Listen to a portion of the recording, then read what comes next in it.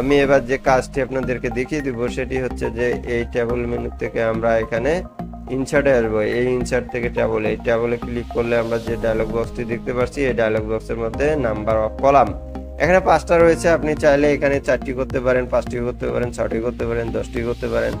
এটা আপনার প্রয়োজনের উপরে আপনারা এই সংখ্যাটি বসিয়ে দেবেন। এরপর রোটা হচ্ছে বাম ডান সারি, যেটি আমরা একটু খেয়াল করলে দেখতে পাবো। সেটি হচ্ছে যে আমি এখানে যদি 30টি রো এভাবে সাজিয়ে নেওয়ার পরে আমরা ওকে করি, তাহলে কিন্তু দেখতে পাবো এই ঘরগুলো ঠিক এভাবে পরিণত হয়েছে। তো এভাবে আমরা একটি কলাম এবং রো এর মাধ্যমে একটি টেবল তৈরি করতে পারি। এবার যদি কোনো ঘর আপনার দ্রুত বাড়িয়ে দিতে চান, আপনি এই টেবলটিকে আপনার মতো করে সাজিয়ে নেবেন, কিংবা এই ঘরগুলো চিকন দেখাচ্ছে আপনি আরো বড় করবেন বা মোটা করবেন, সেক্ষেত্রে ইন্টার প্রেস করবেন এবং কিবোর্ডে অ্যারো ডাউন অ্যারো ক্লিক দিয়ে পরের ঘরে আসবেন, ইন্টার প্রেস করবেন। এভাবে কিন্তু আপনারা ঘরগুলো ছোট থেকে বড় করে নিতে পারবেন। তো এভাবে আমরা ঘর সাজিয়ে নিতে পারি। এবার কথা হচ্ছে, যদি কোনো ক্ষেত্রে আপনারা আরো ঘর লাগে বা আপনার যদি আরো রো এর প্রয়োজন হয়, তাহলে সর্বশেষ এই ঘরে কার্সারটি রাখবেন। এরপরে কিবোর্ডের যে ট্যাব বাটনটি রয়েছে, এইভাবে ট্যাব বাটনটি চাপ দিয়ে ধরলে পরে আপনারা দেখতে পাচ্ছেন যে কিভাবে এই ঘরগুলো অটোমেটিকভাবে বৃদ্ধি হয়ে যাচ্ছে। এবার আমি দেখিয়ে দিব যে কিভাবে আপনারা কলাম সংযুক্ত করবেন এবং কিভাবে ডিলিট করবেন। তো আমি চেনার জন্য এখানে ঘরে লিখলাম 1, এই ঘরে লিখলাম 2, এই ঘরে 3, এই ঘরে 4। তো দেখুন, এখানে যদি আমরা 3 এবং 4 এর মধ্যবর্তী স্থানে যদি একটি কলাম তৈরি করতে চান, তাহলে হয় আপনাকে এই 2 এর ঘরে কার্সর রাখতে হবে, নয়তো 3 এর ঘরে রাখতে হবে। যদি 3 রাখেন তাহলে কমান্ড হবে লেফট, বাম দিকে, আর যদি এই 2 এ রাখেন তাহলে কলামটি হবে রাইট, অর্থাৎ ডান দিকে। তো আমি 2 তে রাখলাম। রাখার পরে আমরা সরাসরি এখানে ট্যাবলে চলে আসলাম। ট্যাবল মেনুর অধীনে চলে আসার পরে আমরা এখানে দেখতে পারবো ইনসার্ট থেকে আমরা দেখতে পাবো কলাম টু দা লেফট। তো যেহেতু এখানে কার্সারটি 2 এর ঘরে রয়েছে, সেহেতু রাইট কমান্ডটি আমাদেরকে দিতে হবে, কলাম টু দা রাইট। এটি ক্লিক করার সঙ্গে সঙ্গে কিন্তু দেখুন যে এখানে একটি ঘর এসে উপস্থিত হয়েছে। তো এই উপস্থিতি, এই ঘরটাকে আমরা যদি এবার চাই যে আমাদের ডিলিট করার দরকার, সেই ঘরটিতে আপনারা কার্সর রাখবেন। অবশ্যই কার্সর পয়েন্টটি সেই ঘরে রাখবেন যে ঘরে আপনি বাদ দিতে যাচ্ছেন।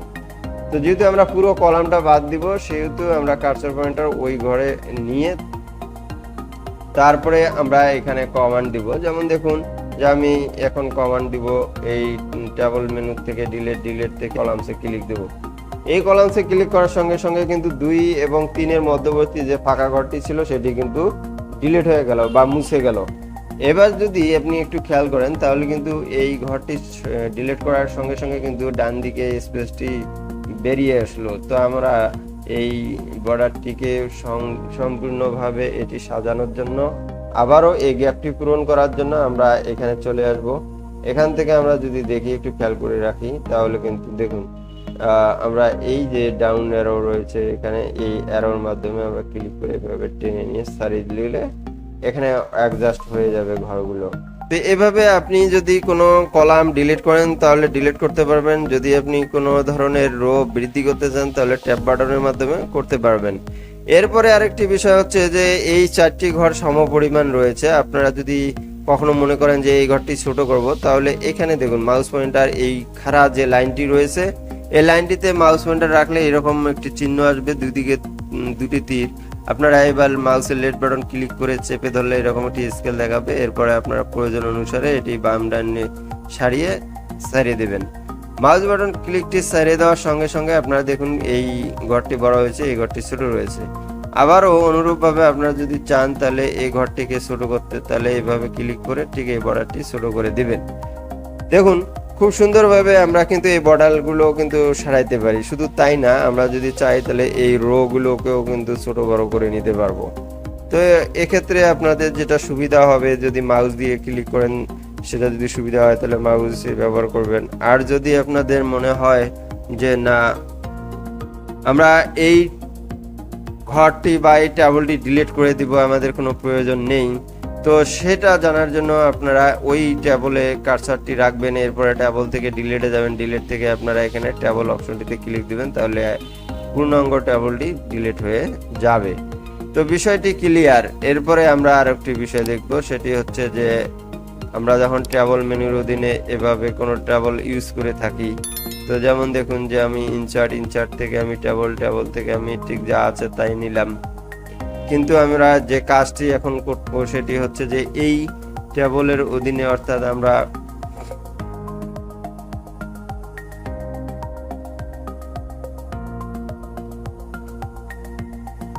তো এই ট্যাবলটি আমরা আবার ব্যবহার করব। ব্যবহার করার পরে আমরা যদি মনে করি যে এই ঘরটিকে দেখুন সিলেক্ট করলাম কিভাবে, আপনারা একটি ঘর মাউসের এই তীর বাটনটি দেখুন, মাউসের পয়েন্টার এখানে নিয়ে আসার সঙ্গে একটি কালো তীর দেখাচ্ছে, আপনারা ক্লিক দেওয়ার সঙ্গে সঙ্গে এই ঘরটি সিলেক্ট হয়ে যাবে। আর সিলেক্ট হওয়ার পরে আপনারা এই ধরনের অপশনগুলো পাবেন, যেমন দেখুন যে এখানে লেখা রয়েছে স্প্লিট সেল। আপনি যদি স্প্লিট সেল করেন, এরপরে এই বক্সটিকে ওকে করেন, তাহলে কিন্তু দেখতে পারবেন একটি ঘরকে দুই ভাগে বিভক্ত করে দেওয়া হলো।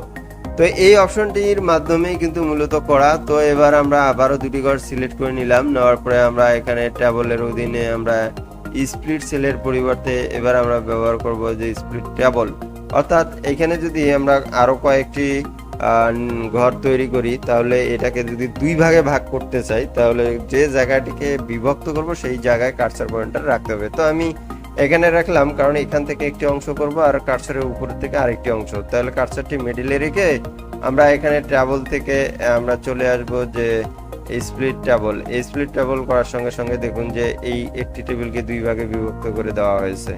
আমরা যদি ইন্টার বাটন প্রেস করি, তাহলে কিন্তু খুব সহজেই বুঝতে পারছি যে দেখুন যে কিভাবে আমরা একটি ট্যাবলকে দুই ভাগে বিভক্ত করে ব্যবহার করতে পারি।